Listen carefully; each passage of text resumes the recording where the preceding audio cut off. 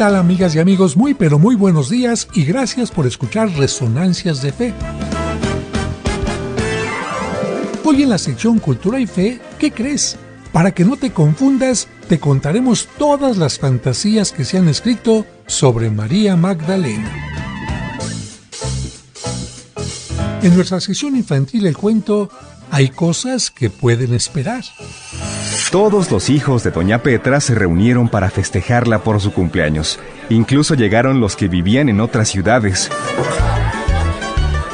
Era una magnífica oportunidad para convivir y platicar con ellos porque hacía mucho tiempo que no los veía. Esa narración nos permitirá comprender mejor el Evangelio de hoy. Cristo nos pregunta ¿a qué dedicamos nuestra mayor atención? Y en el Santoral te platicaremos por qué al apóstol Santiago no se le dice San y por qué se le representa montado en un caballo. Todo esto aquí en Resonancias de Fe, con el Padre José de Jesús Aguilar Valdés, la voz amable de la radio.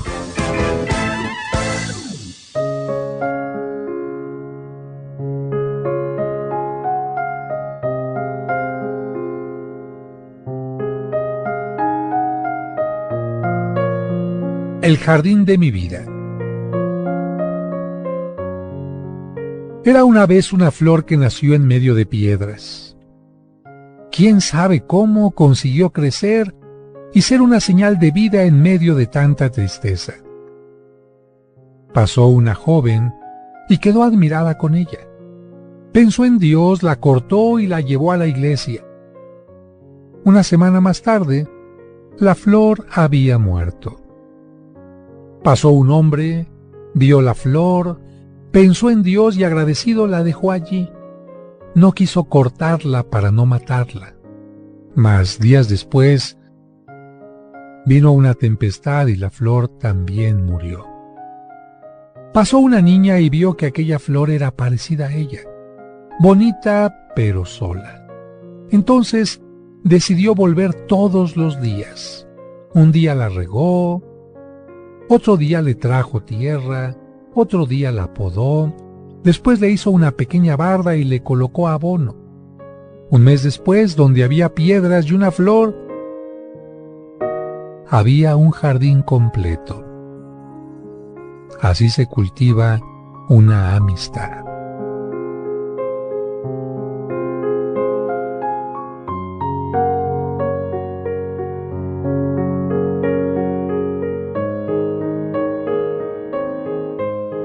Resonancias de Fe, con el Padre José de Jesús Aguilar Valdés, la voz amable de la radio.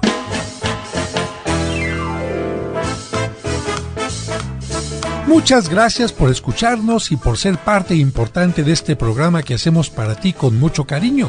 Y como cada domingo le agradecemos a Dios por el don de la vida y le pedimos por ti y por cada uno de los tuyos, especialmente por los enfermitos o por quienes pasan por algún mal momento. Que Dios les llene de bendiciones. Y además de agradecer tu atención, quiero agradecer la presencia de mis colaboradores en la producción, Sergio Enríquez Morín, y compartiendo micrófonos, nuestros invitados de hoy en las secciones del Santoral y Cultura y Fe, Raúl Mauricio Hernández y Salvador Romero.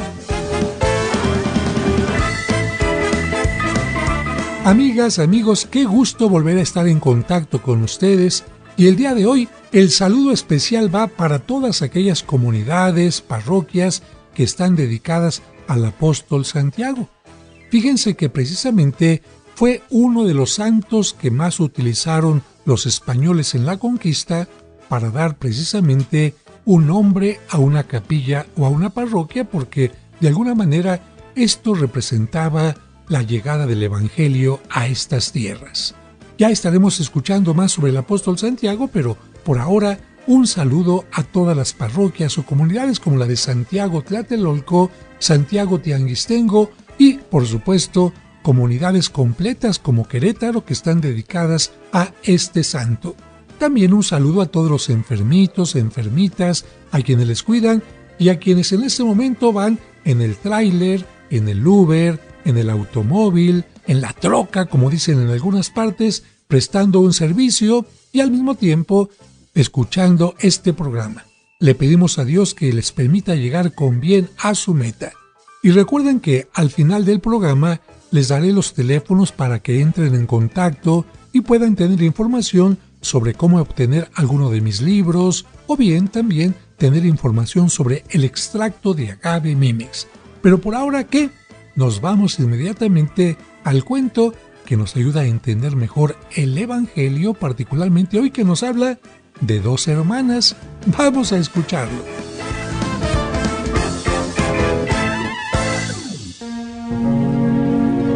Es momento de escuchar el cuento para entender el Evangelio, escrito por el Padre José.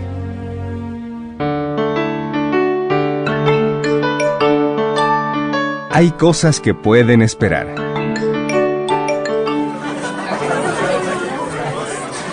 Todos los hijos de Doña Petra se reunieron para festejarla por su cumpleaños. Incluso llegaron los que vivían en otras ciudades. Era una magnífica oportunidad para convivir y platicar con ellos porque hacía mucho tiempo que no los veía. Voy a atender a mis hijos de la mejor manera. Petra pasó toda la mañana preparando un mole poblano y planchando el mejor mantel para la mesa. Durante la comida se sentó a la mesa solo por pequeños momentos y se levantaba constantemente para servir los platillos.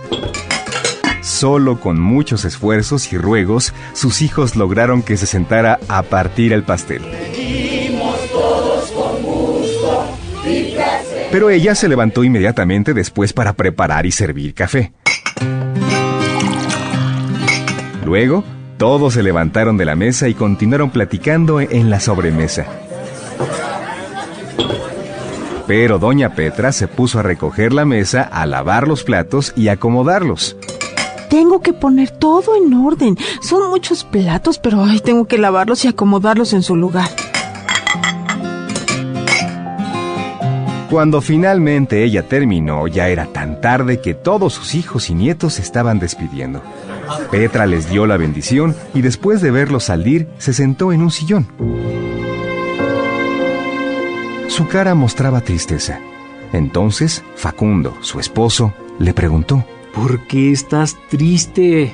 Ella comenzó a llorar y a quejarse amargamente diciendo que nunca podía gozar de sus cumpleaños ni de los hijos que la visitaban.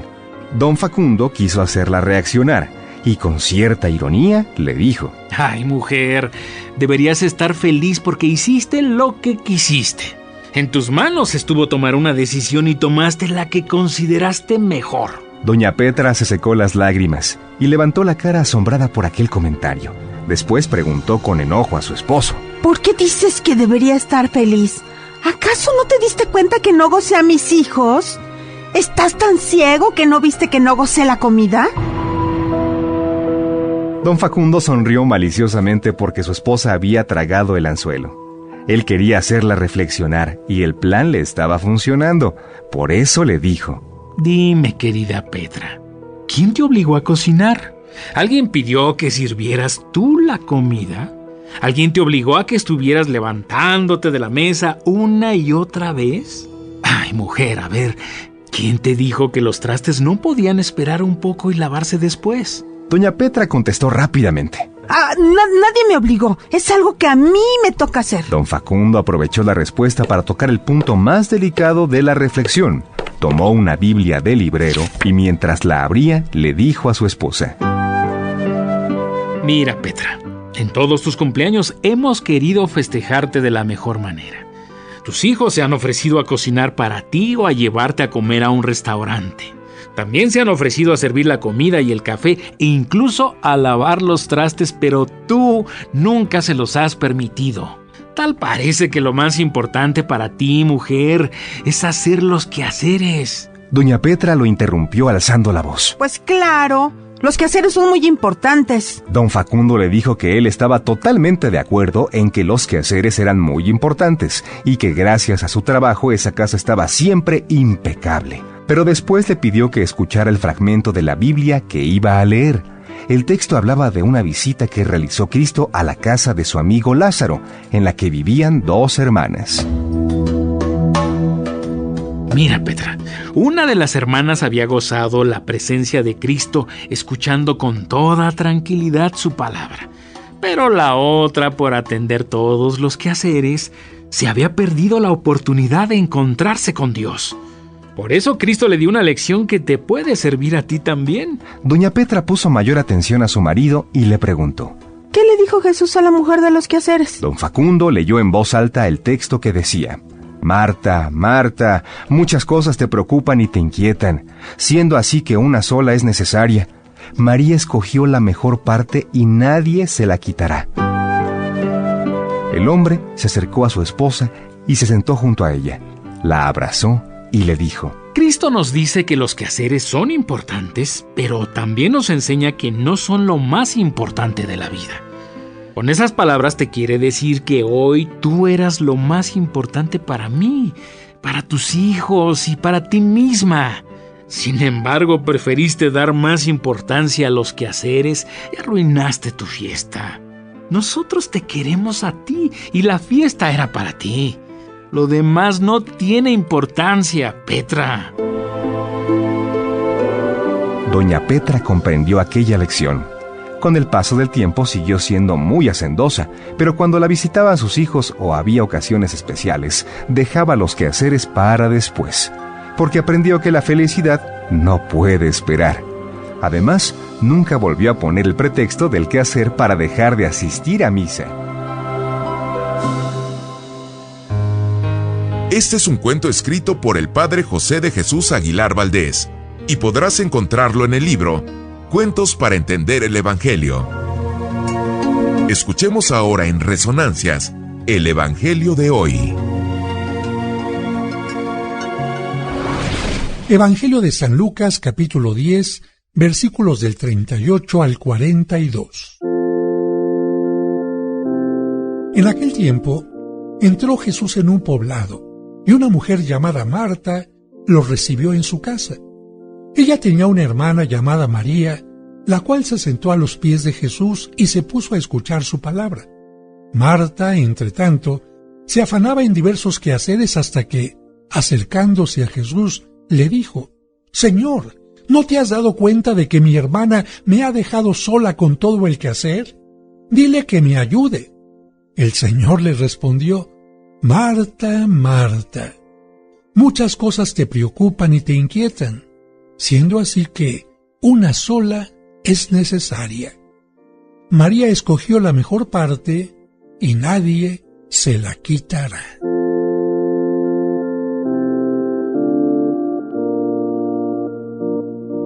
Queridas hermanas y hermanos, en el Evangelio de hoy descubrimos dos actitudes diferentes ante la visita de Jesús a una casa.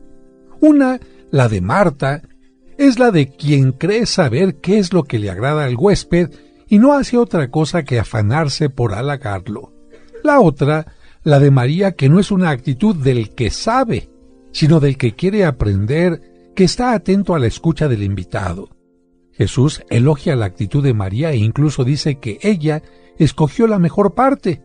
Pero esto no quiere decir que Jesús desprecie o no valore el trabajo de Marta. Las palabras de Jesús a Marta están llenas de ternura. Marta, Marta.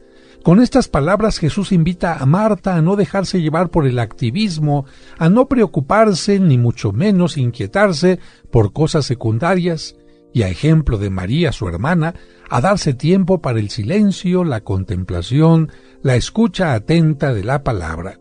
Yo diría que las dos hermanas, Marta y María, son para el creyente y para toda la comunidad cristiana ejemplos de actitudes no opuestas sino complementarias ante el reino. Marta representa el servicio, el trabajo, la acción. María, por su parte, la escucha de la palabra, la reflexión, la contemplación. Pero hay que decirlo, acción y contemplación son dos caras de una misma moneda. ¿Cuántas veces en nuestros trabajos pastorales o en la propia casa caemos en un activismo desenfrenado, hacer y hacer cosas como el de Marta? ¿O en la actitud del que sabe y no tiene más que aprender? ¿Cuántas veces pensamos esto es lo que toca hacer y nos lanzamos sin tener un momento de reflexión o de escucha de la voz del Espíritu? O por el contrario, ¿Cuántas veces nos hemos quedado en la pura contemplación y nos olvidamos de que hay que poner en práctica la palabra? Nos la pasamos reza y reza, pero no hacemos nada. Estas son algunas preguntas que nos pueden ayudar a ir integrando en nuestra vida la contemplación y la acción. Ya lo dice un refrán popular: ni tanto que queme al santo, ni tampoco que no lo alumbre. No debe haber contraposición entre nuestras responsabilidades terrenas y espirituales, entre la actividad y la escucha de la palabra de Dios.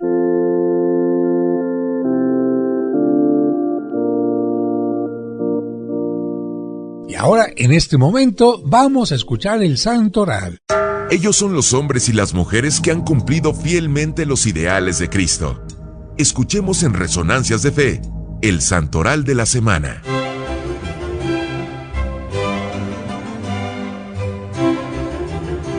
El 20 de julio se celebra a San Aurelio, un obispo contemporáneo de San Agustín que vivió en África. Hacia el año 392, San Agustín fue hecho obispo de Hipona y San Aurelio obispo de Cartago. En aquella época, la Iglesia de África estaba en la cumbre de su esplendor. El obispo de Cartago era uno de los prelados más importantes de la Iglesia universal. San Aurelio gobernó como obispo durante 37 años y convocó a numerosas reuniones a todos los obispos para resolver muchos problemas con la participación de todos. Entre todos los problemas tuvo que dar una respuesta a dos grupos de personas que se habían desviado de la fe por un pensamiento equivocado: los donatistas y los pelagianos. Fíjense, amigos, que a los pensamientos o ideas que confunden y se alejan de la fe se les llama herejías. Hereje significa alguien que está en un error. Los donatistas son aquellos que decían que para que los sacramentos sean válidos los tiene que dar una persona que no tenga ni un solo pecado. Claro que es muy conveniente que el sacerdote tenga una vida apegada al Evangelio, pero aun cuando el sacerdote tenga faltas, tenemos que recordar que los sacramentos están basados en Cristo y no en la conducta del sacerdote. De tal manera que, poniendo un ejemplo, aunque el sacerdote que celebrara un bautismo lo hiciera de mala gana o incluso lo hiciera en estado de ebriedad o enojado, el bautismo es totalmente válido, porque Dios cumple su promesa. Claro, el sacerdote será juzgado por Dios por hacer las cosas mal, pero Dios da su gracia al que recibió el sacramento del bautismo. Con esto ya supimos qué son los donatistas, y ahora vamos a explicarles quiénes son los pelagianos. Y es bueno hacerlo, amigos, porque algunos siguen repitiendo aquellas herejías del siglo IV. El pelagianismo es una corriente de pensamiento que afirma que las personas se pueden salvar por sí mismas. Es decir, dicen que basta que esforzarse en ser mejores y con sus propias capacidades humanas pueden obtener la salvación. Como ven, amigos, esto hace de lado la gracia de Dios y la misión que vino a hacer Cristo. Dicho en otras palabras, los pelagianos dicen que no necesitan de Dios, ni de la gracia, ni de los sacramentos para salvarse. Fíjense, amigos, cómo esta herejía continúa en nuestro tiempo. Hay muchos pelagianos que lo son sin darse cuenta, porque dicen, basta que aunque yo sea bueno, no voy a misa, no recibo los sacramentos, me porto bien y ya con eso me voy a salvar. No, hay muchas personas que vivían siendo buenas antes de Jesucristo y no por eso se salvaron. La bondad es muy buena, pero necesitamos de Cristo, de su acción para salvarnos. Ya lo decían algunos grandes predicadores. Si no necesitáramos de Cristo, sería absurdo que Él hubiera venido a morir por nosotros. Sería realmente una cuestión totalmente absurda. El 21 de julio se celebra a un santo conocido como San Lorenzo de Brindisi. En realidad se llamaba César de Rossi, pero cambió su nombre por el de Lorenzo. Y como nació en la ciudad italiana de Brindisi, este lugar se añadió a su nombre. Él fue un buen estudiante. Aprendió varios idiomas: griego, hebreo, alemán, bohemio, francés, español, y llegó a conocer muy a fondo el texto de la Biblia. El Papa Clemente VIII le pidió que trabajara especialmente por la conversión de los judíos. San Lorenzo de Brindisi trabajó en Italia, Alemania y España. Además, logró reconciliar a la Iglesia con los herejes de Alemania y unir a los gobernantes católicos de Europa. Este santo falleció el 22 de julio de 1619. El 23 de julio se celebra a San Apolinar, obispo de Ravenna. Esta ciudad se encuentra un poco al sur de Venecia, en Italia, y es conocida en todo el mundo por los mosaicos de sus iglesias. San Apolinar fue el primer obispo de Ravenna y el único mártir de dicha ciudad cuyo nombre se conoce. También el 23 de julio se celebra a Santa Brígida religiosa. Brígida significa fuerte y brillante. Ella nació en Suecia en 1303. Es una de las santas que más apariciones o revelaciones tuvo. Cuando apenas tenía 6 años tuvo su primera revelación. Se le apareció la Virgen y la invitó a llevar una vida totalmente del agrado de Dios. Su padre la casó con Ulf, hijo de otro gobernante. Tuvieron un matrimonio feliz que duró 28 años y fueron padres de 8 hijos. Una de sus hijas fue Santa Catalina de Suecia y otro hijo fue religioso. Brígida era la dama principal de las que colaboraban con el rey y la reina de Suecia. Pero en el palacio se dio cuenta de que se gastaba mucho dinero en lujos y comilonas y se explotaba al pueblo. Quiso llamar la atención a los reyes, pero estos no le hicieron caso. Entonces, como una forma de manifestar que estaba en contra de aquello, Brígida dejó todos sus vestidos elegantes y empezó a vestirse como la gente pobre y sencilla.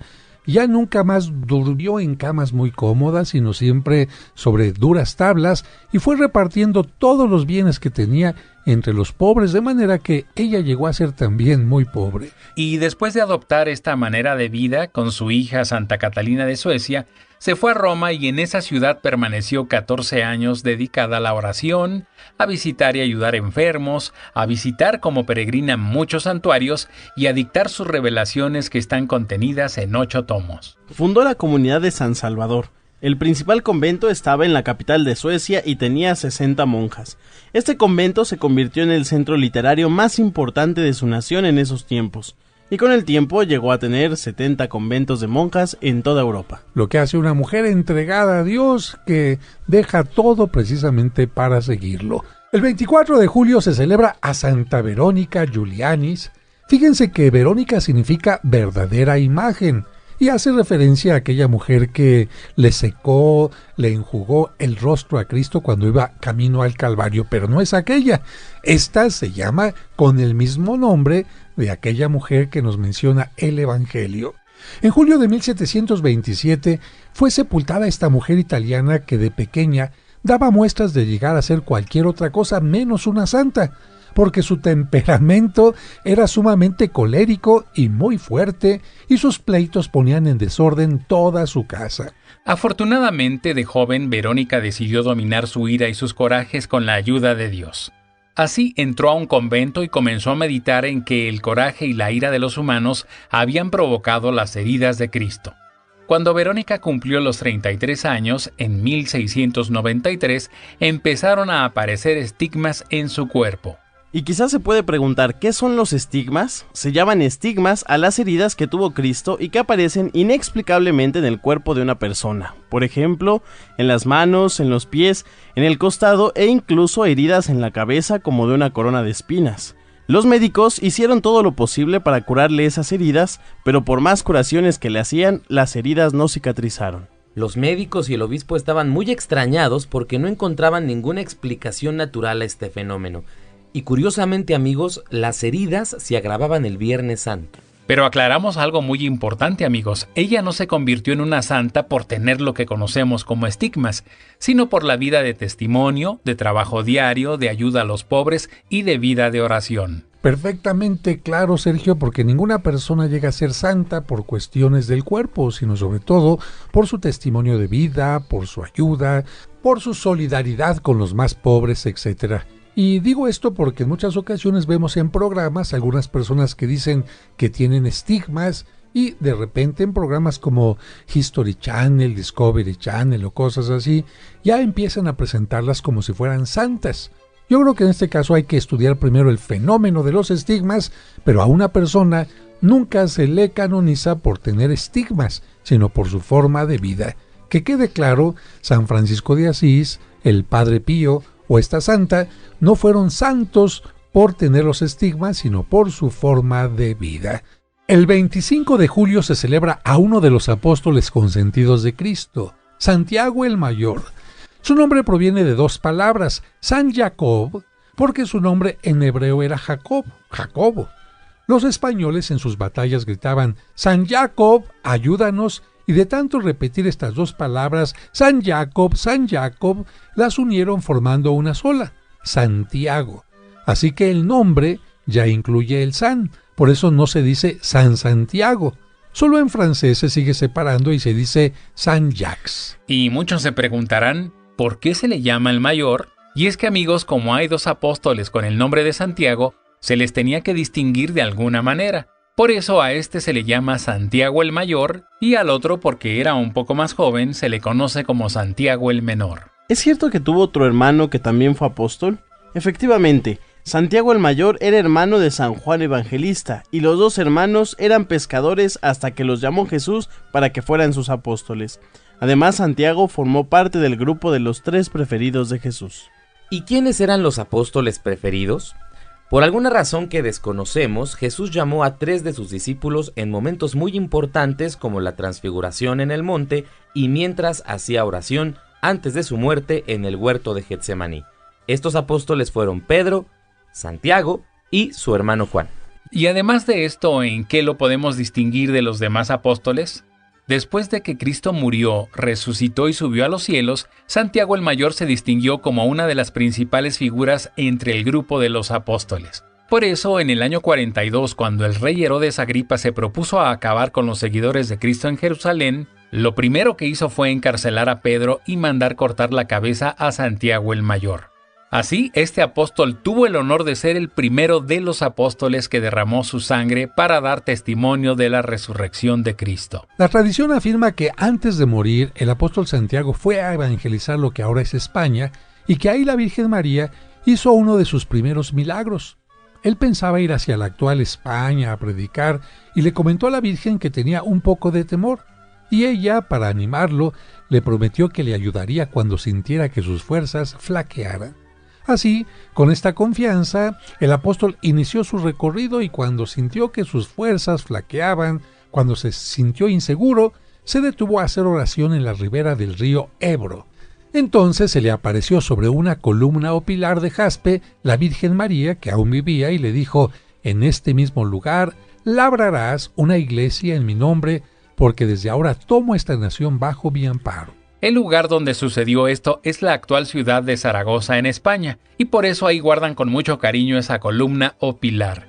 Y sobre ella se ha colocado una imagen de la Virgen María, a la que llaman la Virgen del Pilar o la Pilarica, que es la patrona de toda España junto con la advocación de la Inmaculada Concepción. Y de acuerdo a los españoles, esa fue la primera aparición de la Virgen María en toda la historia. Fíjense que el nombre de Zaragoza viene porque a aquella región le llamaban César Augusta. Estaba dedicada al César y de ahí vino la palabra Zaragoza. Y cuando mataron al apóstol Santiago, ¿dónde enterraron su cuerpo? Ya escuchamos que le cortaron la cabeza en Jerusalén, pero sus discípulos huyeron del lugar y trasladaron sus reliquias a España y lo enterraron en un lugar llamado Iria Flavia. Pero con el paso del tiempo, sus restos se perdieron y ya nadie supo dónde quedaron. ¿Pero cómo y por qué fue que se perdieron? Con motivo de las invasiones de los musulmanes, que son los seguidores del Islam, se intentó ocultar su sepulcro para que no lo destruyeran o profanaran, y así lo cubrieron totalmente con tierra. Así, durante varios años, nadie supo dónde quedó. Pero afortunadamente, hacia el año 813, sucedieron cosas extrañas que permitieron que se encontrara el sepulcro. El obispo de aquella región, que por cierto se llamaba Teodomiro, tuvo un sueño en el que el apóstol le indicaba el lugar donde se encontraban sus restos. Al día siguiente, el obispo se hizo acompañar de varias personas y ordenó que excavaran en el sitio. Ante la admiración de todos, encontraron las reliquias del apóstol, y de ahí en adelante le pusieron al lugar Compostela. Compostela es una palabra que proviene del latín. Amigos, les vamos a explicar cómo se originó.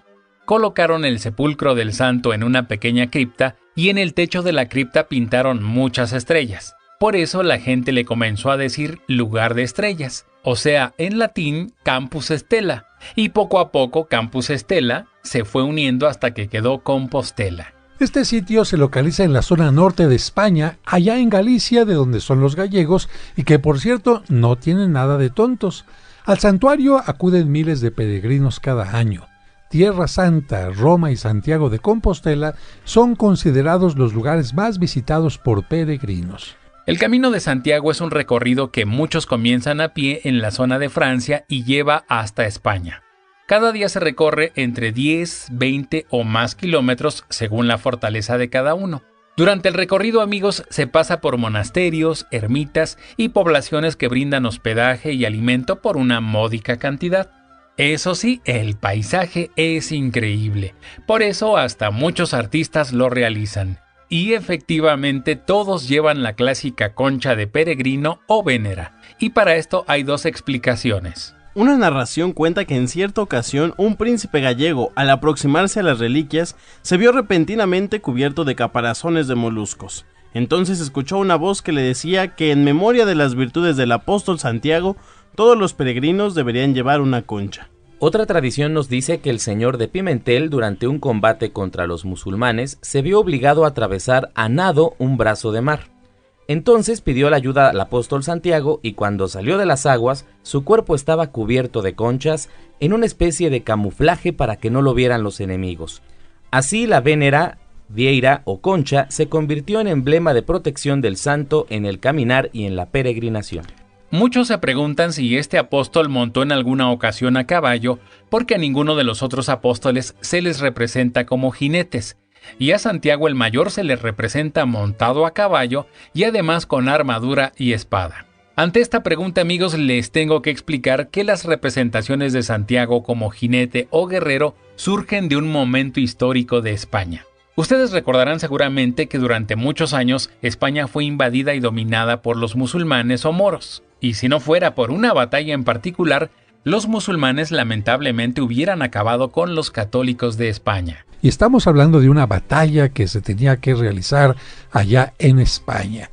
Los españoles llevaban las de perder y se dice que gracias a la aparición del apóstol Santiago ganaron la batalla contra los musulmanes. Fue la famosa batalla de Clavijo. Corría el año 844 y se tenían que enfrentar con el emir musulmán de Córdoba que se llamaba Abderramán, pero todos lo apodaban el Clavijo. Aquel hombre tenía mucha experiencia en las batallas y además tenía un enorme ejército. Por el otro lado estaba el valiente rey Ramiro I de Asturias, que quería expulsar de España a los moros, y créanme que la cosa estaba muy difícil. La batalla inició y parecía que los católicos perderían. Entonces invocaron la ayuda del apóstol Santiago y sucedió algo que muchos consideran un milagro. Apareció de improviso un jinete montado en un caballo blanco. Llevaba puesta una armadura y en la mano llevaba un estandarte con la cruz. Ante esta visión, los católicos tomaron más ánimo y vencieron al enemigo. Desde entonces decidieron representar al apóstol montado a caballo, con armadura y el estandarte. Incluso a veces colocan a sus pies a los moros vencidos. Por eso le llaman también Santiago Matamoros y se le considera patrono de España y de su caballería. Se le puede representar de varias maneras, como apóstol con túnica larga y un libro, como guerrero con caballo, armadura y estandarte. Y a partir del siglo XIII, época de las grandes peregrinaciones a Compostela, se le viste con un hábito de peregrino utilizando una túnica corta porque los caminantes no pueden llevar túnica larga. También lleva sobre los hombros una pequeña capa que se llama esclavina y que siguen utilizando los peregrinos para cubrirse del frío o del agua. Y no le puede faltar el bordón, que es una especie de bastón que le sirve para caminar, un sombrero y un guaje o calabaza hueca que servía y sirve para guardar el agua, una especie de cantimplora. El 26 de julio se celebran a San Joaquín y a Santa Ana. Joaquín significa Dios dispondrá. Ana quiere decir la bienhechora.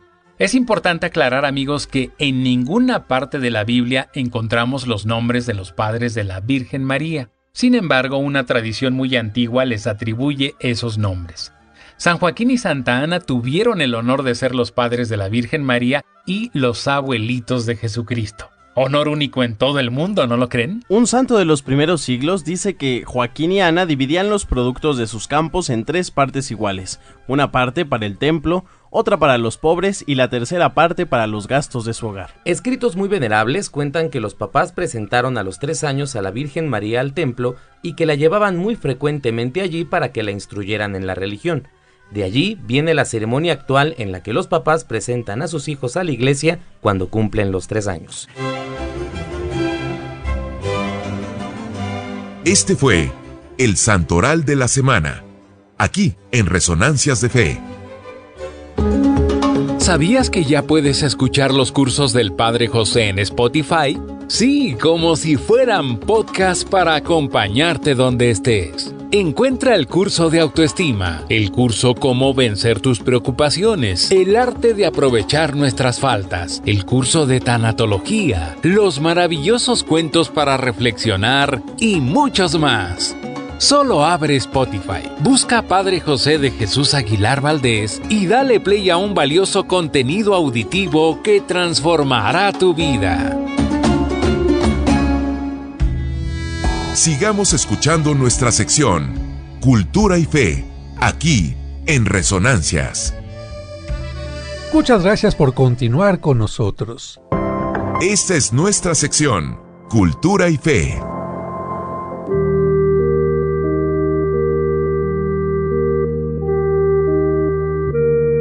El 22 de julio se celebra a Santa María Magdalena y seguramente ustedes, amigos, amigas, habrán escuchado o leído muchas historias en torno a ella porque esta mujer ha sido una de las más utilizadas para la creación de leyendas y narraciones llenas de fantasía, desde las que exagerando su vida pecaminosa le inventaron momentos llenos de lujuria, sensualidad y erotismo que explotan en todas las películas, hasta las que le inventan los más extraños milagros.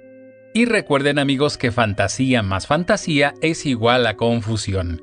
El nombre de María Magdalena no falta tampoco en las leyendas y relatos de la Edad Media que la unen al llamado Santo Grial. Así, las leyendas llenas de fantasía sobre la Magdalena se hacen todavía más complicadas y se alejan cada vez más de la realidad cuando se mezclan con las leyendas del famoso Grial. Y como el Santo Grial no es lo mismo para unos que para otros, existen también muchos textos, leyendas e incluso películas sobre este tema. Sin embargo, la mayoría de ellos no tienen fundamentos serios porque están inspirados en una información muy tardía y se dejan llevar por la fantasía exaltando aspectos mágicos o esotéricos. La fantasía pretende atacar a la realidad. No faltan tampoco versiones fantasiosas o novelas tendenciosas en las que se pretende acusar a la Iglesia de querer ocultar o encubrir la verdad sobre la Magdalena y el Santo Grial con fines oscuros y malvados. Pero, ¿a qué se le llama Santo Grial y cuál sería su supuesta relación con María Magdalena? Gabriela pregunta también, ¿el Grial es un objeto mágico? Amigos, muchos han buscado en el Grial un objeto mágico que encierra el poder de Dios que les ayudará a no morir jamás. La mayoría de las personas que se han dedicado a escribir sobre el Santo Grial están tan confundidas que siguen creando más confusión. En realidad, el contexto más antiguo llama Santo Grial al cáliz utilizado por Cristo en la Última Cena, en donde, más que el objeto, es el mismo Cristo el que salva a la humanidad. No es la magia de una copa o de un cáliz lo que libera al hombre del pecado y de la muerte, sino la alianza que Dios hace con la humanidad mediante su Hijo. Son la ayuda de Dios y el compromiso del hombre los que juntos transforman las cosas.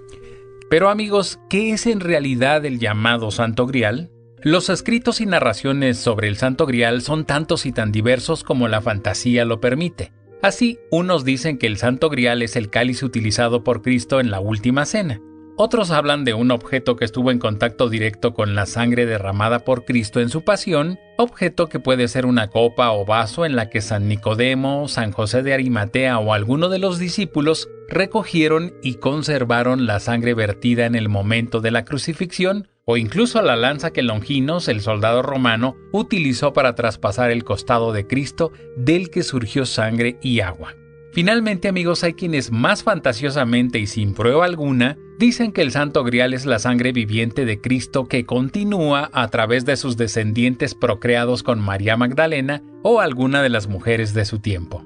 Es decir, afirman que Cristo se casó o simplemente tuvo relaciones con alguna mujer de la cual descendieron algunos hijos y que la sangre de Cristo sigue viva por ahí en esos hijos que se han ido reproduciendo y reproduciendo a lo largo de la historia.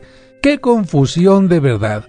Si hay leyendas sobre el cáliz de Cristo, sobre el recipiente en donde sus discípulos guardaron la sangre que derramó en la cruz, también hay leyendas sobre la supuesta relación entre Jesucristo y María Magdalena.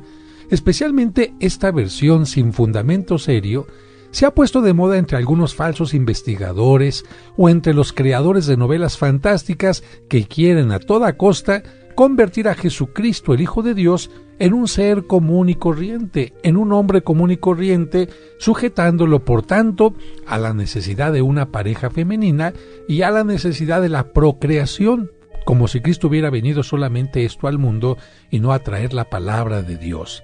Nada más lejano a la propia predicación de Cristo, que si bien bendijo la unión matrimonial y también bendijo la importancia de los hijos, también nos enseñó el valor del sacrificio al pedir que se dejara padre, madre, esposa, hijos y hermanos por el reino de Dios. Y es por eso por lo que resulta importante descubrir la diferencia entre la verdad y la ficción, entre la realidad y la novela, y ante este cúmulo de datos falsos y desinformación, el hombre actual se pregunta, ¿cuál es la verdad?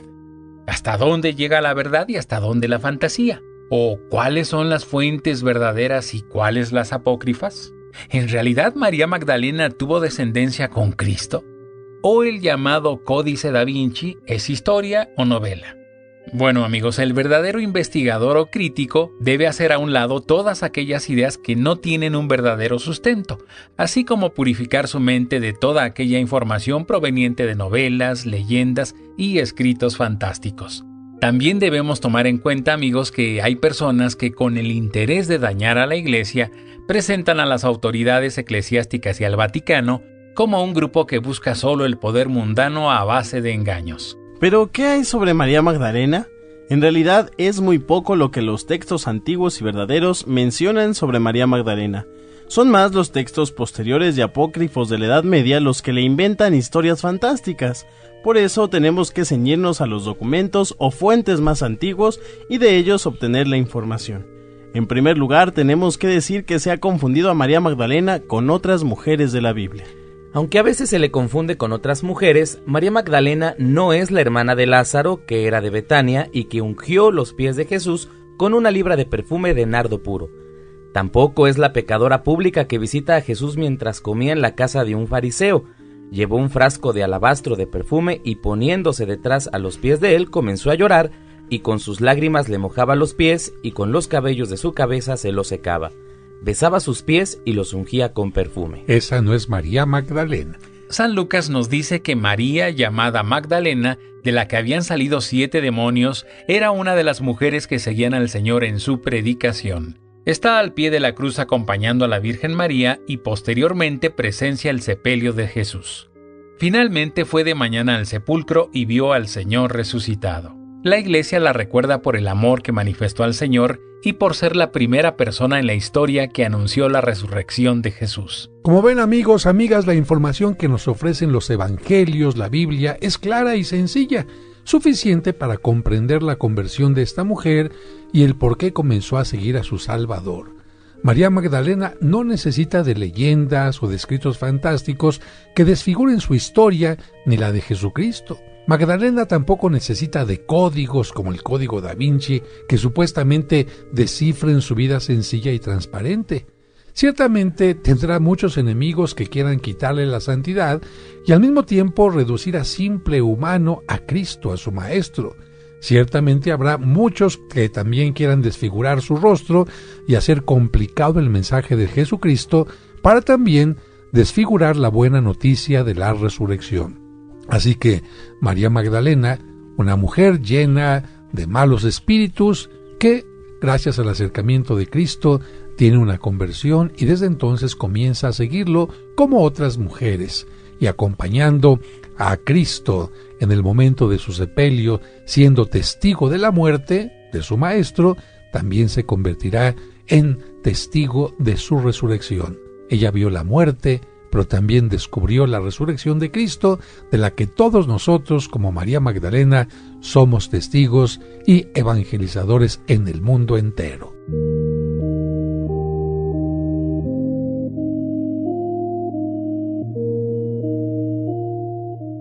Resonancias de Fe, con el Padre José de Jesús Aguilar Valdés. Amigas, amigos, hemos llegado ya al final del programa, pero creo yo con mucho éxito, con mucho fruto, porque hemos aprendido, fíjense, cosas sobre María Magdalena, cosas sobre el apóstol Santiago y por supuesto también hemos aprendido a entender lo que Cristo quiso decirle a Marta precisamente cuando estaba como huésped en su casa. ¿Cuántas veces, queridas hermanas y hermanos, somos nosotros como esa Marta, que exageradamente preocupados por las cosas del hogar, dejamos a un lado cosas más importantes? Precisamente como aquella mamá que, preocupada por lavar los trastes y hacer muchas cosas, no valora la presencia de los hijos cuando la visitan quizás un fin de semana.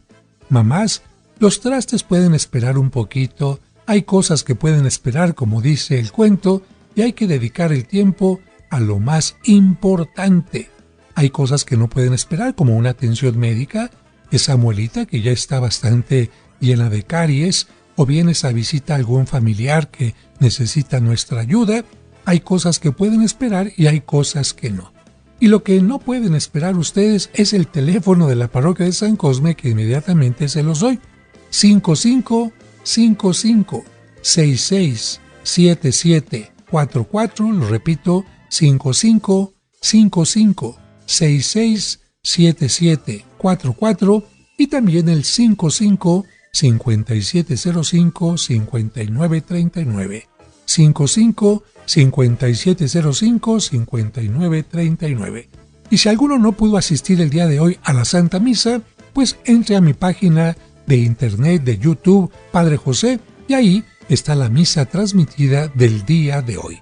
Que Dios les bendiga y hasta el próximo domingo. Saludos a mi hermana Malena y a todas las Magdalenas también.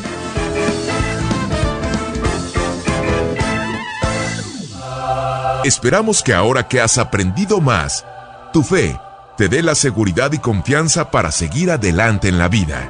Y te invitamos a que la próxima semana acompañes al Padre José de Jesús en Resonancias de Fe.